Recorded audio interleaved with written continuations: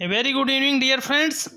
जैसा कि आप जानते हैं, एक बार पुनः मैं नई जानकारी के साथ मध्य प्रदेश पटवारी परीक्षा में पूछे गए जो मध्य प्रदेश के ग्राम स्तर या क्षेत्र स्तर पर नियुक्त सहायक होते हैं उनके बारे में हर बार 1 से 2 प्रश्न आते हैं। इन 20 प्रश्नों में ये मान के चलिए कि 1 या 2 प्रश्न इनमें से आना ही आना है। 1 पेज का टॉपिक है, मैटर है। अगर इसमें ध्यान देंगे तो इसमें नंबर अच्छे मिल सकते हैं बहुत, क्योंकि ये बहुत एक्सक्लूसिव जानकारी है जो आपको एक जगह कहीं नहीं मिलेगी। ये विश्वास दिलाता हूँ, एक जगह कहीं नहीं मिलेगी। तो चलिए शुरू करते हैं। जैसा कि आप देख पा रहे हैं कि मध्य प्रदेश में किसान मित्र, जी हाँ, किसान मित्र या कृषक मित्र भी इसे कहा जाता है। यह योजना 2022 से किसान मित्र की नियुक्ति के लिए प्रारंभ हुई है। मध्य प्रदेश में इनकी संख्या 26,000 नियुक्ति होनी है एक तरह से, और इनका मानदेय जो 1,000 रुपये रहेगा। इसलिए किसान मित्र जो इनका काम है, ये किसान और जो एग्रीकल्चर विभाग है उसके बीच की एक कड़ी होंगे, और कृषि से संबंधित जो भी योजनाएँ हैं, जो भी फसलों की जानकारी है, जो भी मदद है, वो ग्रामीण लेवल पे किसानों के साथ करेंगे। कहने का मतलब कि ये एग्रीकल्चर डिपार्टमेंट और जो किसान हैं उनके बीच की एक कड़ी है। जो भी योजनाएं हैं इन सबको इम्प्लीमेंटेशन में मदद करते हैं। 2022 से प्रारंभ है।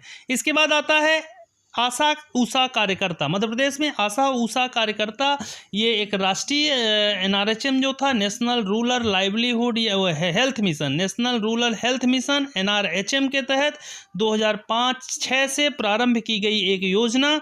आशा का जो फुल फॉर्म होता है वो होता है accredited social health worker, accredited social health activist. ये बार बार प्रश्न पूछा गया है। आशा का फुल फॉर्म हिंदी में इसे कहेंगे सामाजिक स्वास्थ्य कार्यकर्ता, सामाजिक स्वास्थ्य कार्यकर्ता। NRHM के अंडर में है, 2005 से प्रारंभ है। इसका जो मुख्य कार्य है, जो समुदाय है, जो कम्युनिटी है, जो हमारे सभी जनता हैं गांव की, उनके बीच और सार्वजनिक स्वास्थ्य सेवाओं के बीच ये एक मध्यस्थ का कार्य करती है। स्वास्थ्य से संबंधित, पोषण से संबंधित और स्वच्छता से संबंधित जो भी कार्यक्रम हैं उनको जनहित में लोगों तक पहुंचाना और स्वास्थ्य विभाग के बीच की एक मध्य की ये कड़ी है। 1,000 जनसंख्या पर एक आशा कार्यकर्ता की नियुक्ति होती है। 45 साल इसमें मैक्सिमम एज है। ठीक है, केंद्र की योजना है जो स्टेट इम्प्लीमेंट करते हैं। तो आशा में सबसे महत्वपूर्ण यही NRHM की बात हो गई। 2005-06 में ये शुरुआत हुई है। इसका फुल फॉर्म पूछा जाता है, इसको ध्यान देना है। ठीक है, तीसरी कड़ी में आते हैं हम बैंक मित्र में।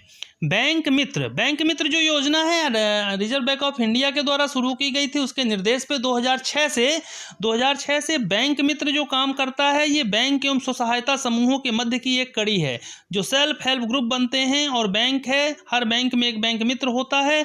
वह स्व सहायता समूह के गठन से लेकर के उनका खाता खोलना, उनको मदद करना, योजनाओं की जानकारी देना, इन सब चीज़ों के लिए SHG या स्व सहायता समूह और बैंक के मध्य एक सहायक की कड़ी के रूप में उपस्थित होता है। 35 साल इसमें मैक्सिमम एज होती है।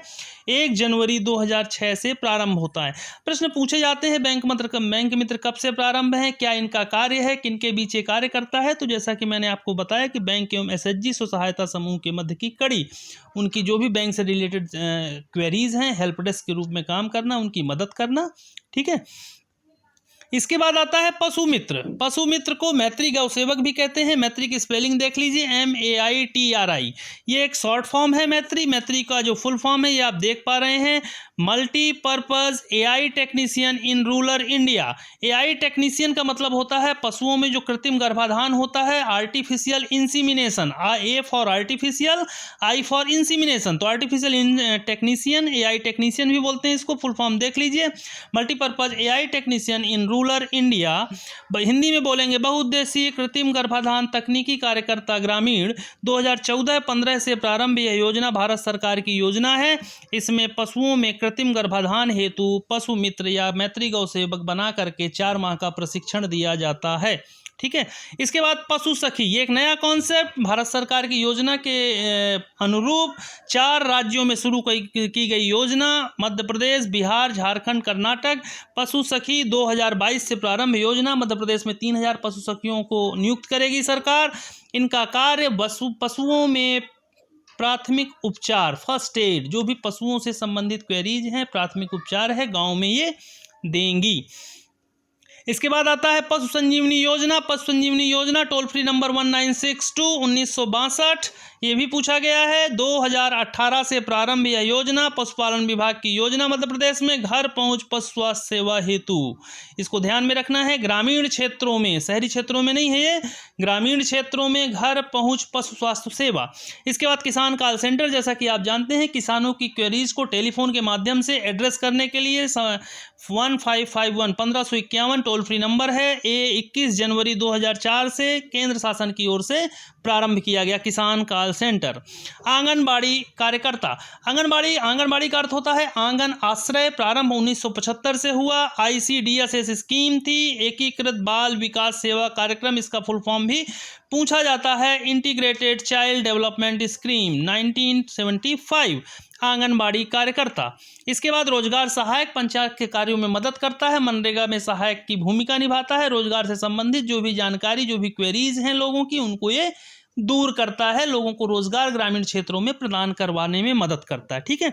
इसके बाद आता है कृषि विज्ञान केंद्र KVK कृषि विज्ञान केंद्र, भारत सरकार की योजना ICR के अंतर्गत। टोटल मध्य प्रदेश भारत में इसकी संख्या 725 वर्तमान में। 1974 में पहला कृषि विज्ञान केंद्र पांडिचेरी में खोला गया।